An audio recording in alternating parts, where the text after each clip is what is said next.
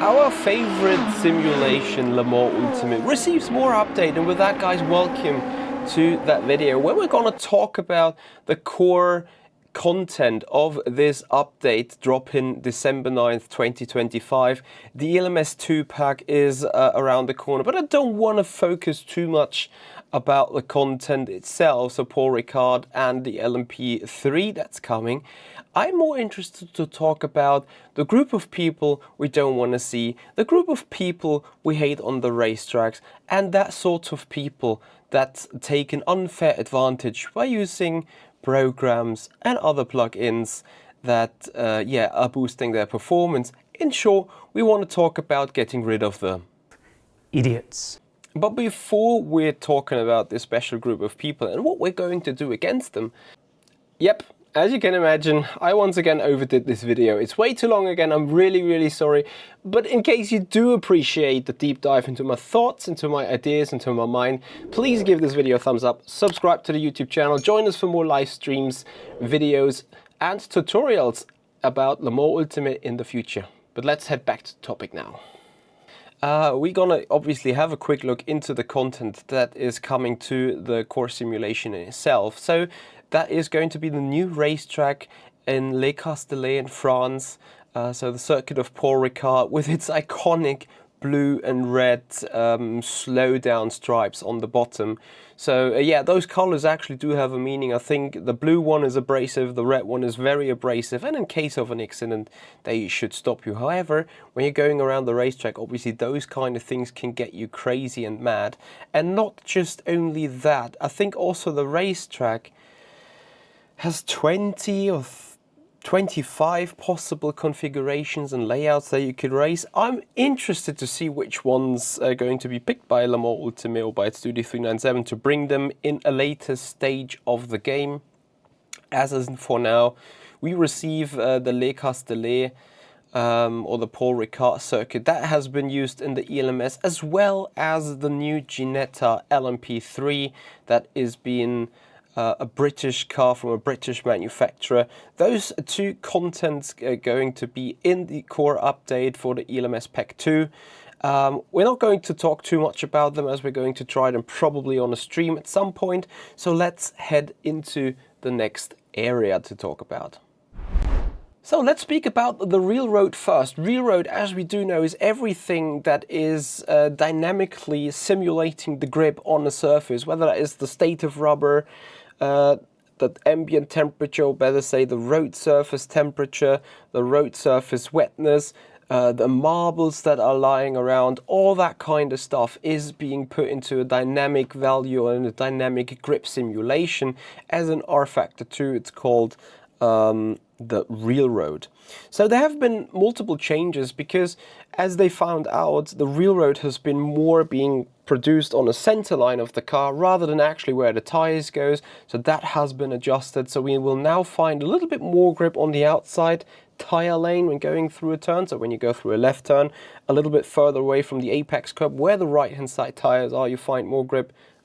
Vice versa on a right hand turn, obviously, as well as generally the RealRoad will be a bit more wide as a matter of fact, which should enable close racing a little bit more. So braking someone out into a turn, into a braking zone should be a little bit more easy, and that probably will help the overall difficulty level of overtaking to gradually decrease a little bit.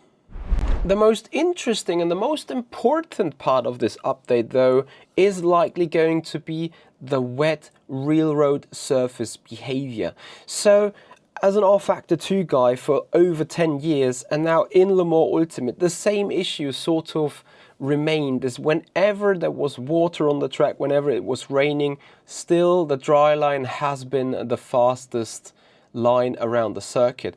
And that shall be the end of that with this update. So it appears to me, looking at the footage, obviously I haven't had the chance testing it yet, but that the offline, so the off-rubber line surface will be more grippy, will give you more consistent feeling, more consistent feedback on the car than running on the actual grip line, as we see in this GT3 clip through turn 3 here, the fight of the GT3 car on the dry line when it's wet. So that is going to be interesting. That finally means that racing in Le Mans Ultimate, with the dynamic weather, with the dynamic RealRoad, with now the wet racing lines coming into the game, makes it even more dynamic, makes it even more difficult actually, because you need to really adapt your driving line. And that makes it interesting from the transition dry to wet, wet to dry.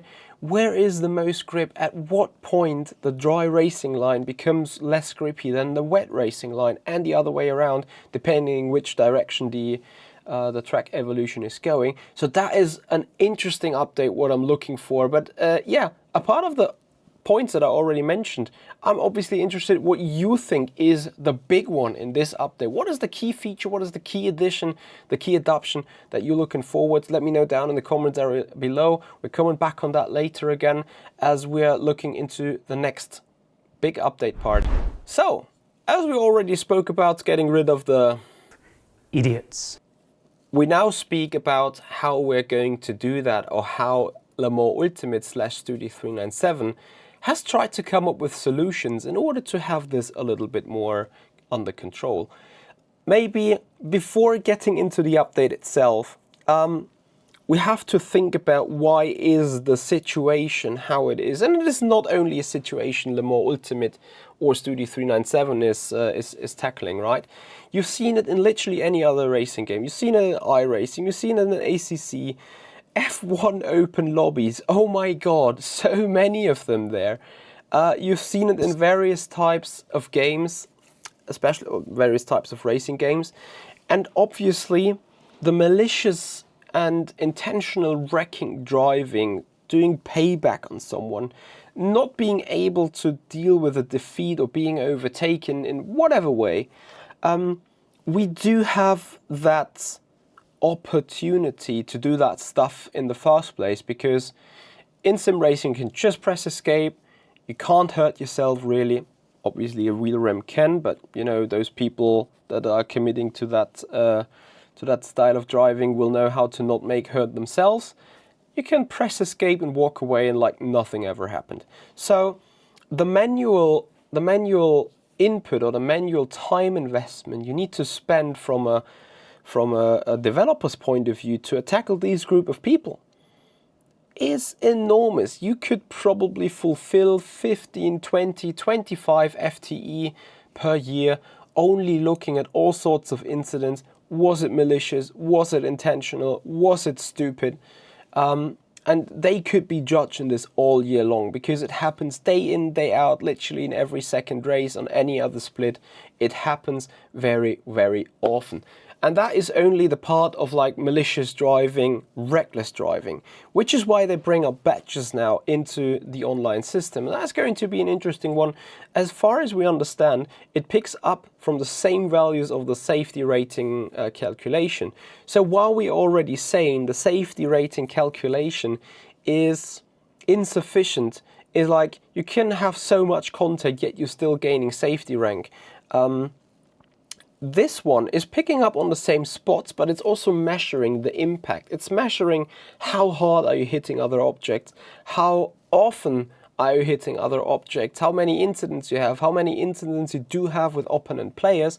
And based on the last 10 races that you did, your contact ratio, your contact intenseness, is that even the word? The intensity of the contact, and probably a couple of other parameters are being put into perspective, given a badge, and there is 3 types of badges that you can have. good driver, trusted driver, or warning. So obviously the question is, how easy is it to get into a warning area? How easy is it to get to being a good driver rating? How difficult it might get to get out of it? Because let's face it, in esport level, we've seen so many passes without the exchange of paint on the cars, right? So I have to admit, it probably will be a little bit of an adoption phase going on also in the esports world, where you either can be even more aggressive without that rating being harmed. I hope that's not going to be the case. I would probably appreciate it being like, you have to stay clean and all the time. Also that rubberness racing stuff, I hope it's going to be penalized with that kind of rating a little bit. Let's see how it goes. It is interesting that you can receive a couple of bans until you get ultimately banned. So in the long term, we will see an hopefully more respectful driving on the racetrack in itself. The only issue that I do see is you can still wreck someone. You can still maliciously take someone out and then be like, okay, fine, I'm doing 10 beginner races now and my rating's gonna be fine again. So that is a thing to be maybe considering for the future, as I think there might be a loophole in that. But we're going to check how the system's working. I'm hopefully looking forward to getting the content creators badge and maybe a good driver rank and stuff like that. So I'm looking forwards for a little bit more possibility to like rank and like estimate how the drivers around you are going to be. So that is going to be an interesting feature. Again, I believe it might have a loophole, but I'll happily be proven wrong and see that this is working flawlessly.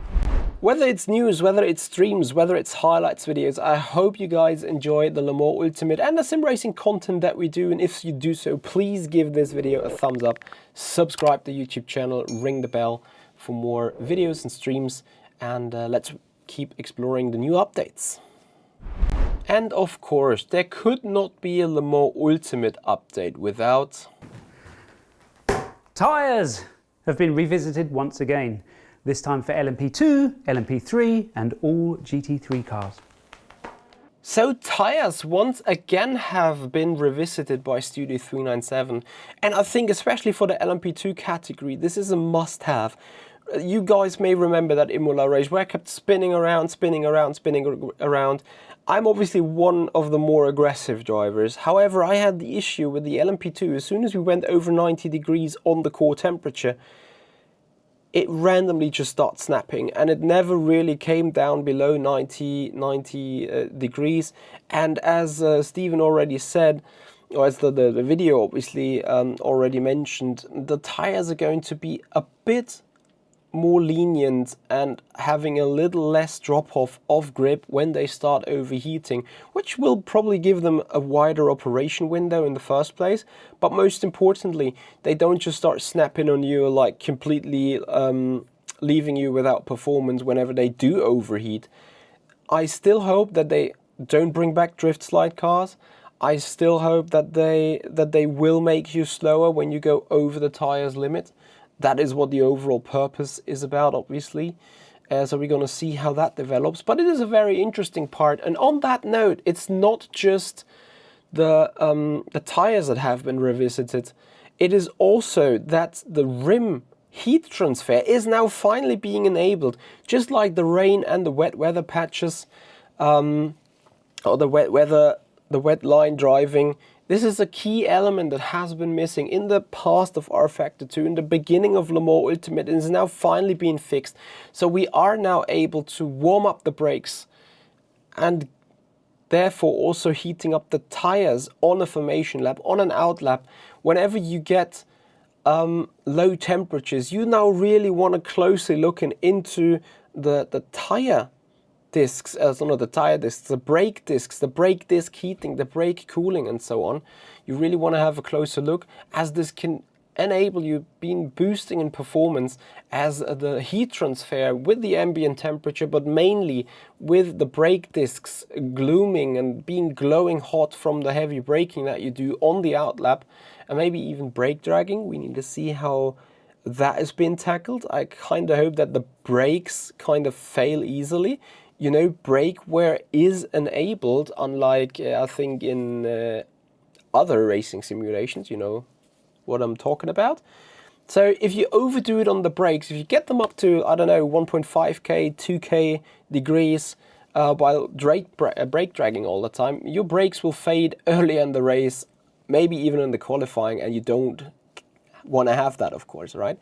So that is a huge update. It will probably also be interesting is like whenever you would need more temperature for wet tires, they also do need some temperature when it's really soaking wet on the track. So that's going to be interesting. And of course, there is one downside again, and I really wanna have your guys' opinion. I really hope that Studio 397 in the background is finally cooking on them. But all those changes, the tires that have been updated so far for GT3, LMP3, LMP2s, now the rim heating technology also just in GT3, LMP2s, none of all that to be seen on the hypercar just yet. It has been mentioned, they will come out as an update on January, but I'm still disappointed as like being an absolute hypercar enthusiast and a hypercar based driver. It's certainly missing to me. Anyway, moving on, we have a couple more quick ones to talk about.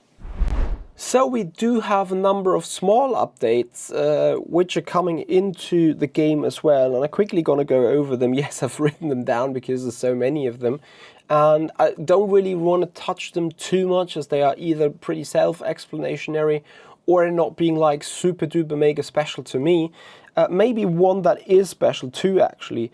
Engineers mode finally being enabled, and not just your teammates from your team can engineer you. No, your Steam friends on a single race, whenever you be like, guys, I would love to have an engineer, you can invite your Steam friends for a sprint race where you can still do the pit stops. I'm not sure if they can actually adjust the pit stops or whether they can actually watch you and guide you through the traffic. That we will find out, but it sounded to me like pretty much the same as in the team where the engineer can set up pit stops and so on.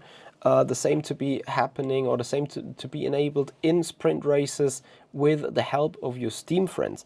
However, a very good adoption and a very good setup, I think, is the introduction of time penalties. So when being out of line, when being erratic driving in the starting phase, you do get a 10-second penalty for your next pit stop or for the end of the race. That at least means you stay within the line, you stay within the race in itself, and you do have the opportunity to like gain 5 or 10 seconds until your next pit stop before serving that penalty. And yeah, an opposite to right now where you do have to do a drive-through, which is like essentially killing your race, because you don't only serve the drive-through, you also need to go through the indignity to overtaking everyone that's massively slower than you again, and it will cost you time. And the penalty is not only drive-through penalty, but actually maybe 2 drive-through penalties in the total time that you lose over the race, right? So more additional updates. Online championships are now going to be available for teams. That's great for bringing up team lineups and so on. Apart from that, I think it's like pretty similar to what's going on already in the single drivers online championship. They brought a new telemetry feature, which is like recording telemetry right out of the game, being sent to Duck TV as far as I'm concerned. I have no idea what that is going to look like. That is something maybe I'll do a special video about, need to see it. Personally, I'm very fine with the way Motec works, unless, thanks to the anti-cheat, which I forgot back in the patches area. Maybe that's the issue. Could there be a way that telemetry in Motec is no longer working, and therefore they need to put out telemetry in a different way, because anti-cheat would have a look into this.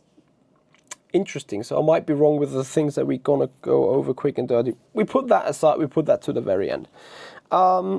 New livery materials coming.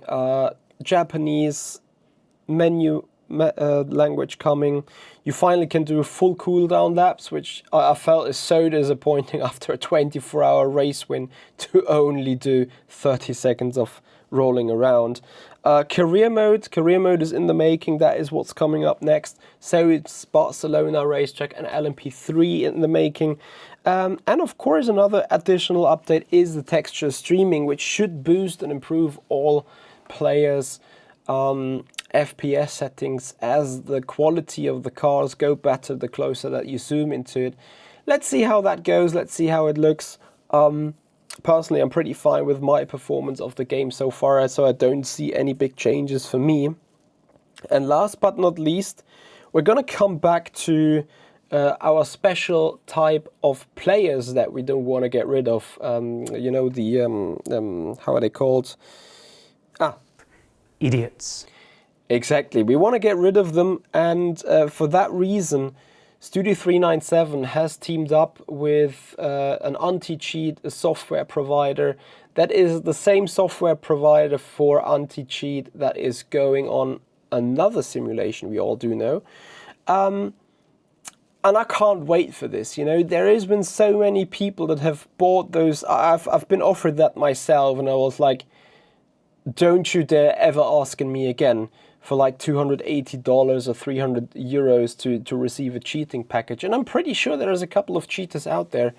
It's just not provable right now. So I really do hope that this anti-cheat software is going to help the case and is going to improve the quality of driving. No cheating. Like, we enjoy sim racing. We do love racing. We do love competition. But man, would I feel shit, excuse the language, if I win a race knowing exactly that I would have never won it unless using those assistances. But okay, different people, different mindsets. I don't literally understand these people. But again, same as with the malicious driving, with the intentional wrecking, it is so hard for a developer, for a manufacturer to govern those issues, that this is at least a step into the right direction. Will we find an environment with no cheating at all possible whatsoever?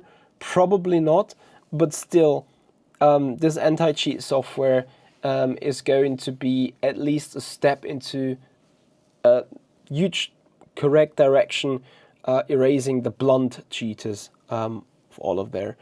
Anyway, guys, I think that brings us finally to the end. I've massively over, you know what I'm talking about. The video is way too long. I'm sorry about that again. But this is interesting stuff. This is a huge update, as they've said, and I'm really interested to hear your opinion on it. Let me know down in the comments area below. And yeah, I'll happily look back towards this. Guys, thanks for watching. Remember to give this a thumbs up, subscribe to the YouTube channel, and come back for more Le Mans Ultimate streams and videos. Bye bye.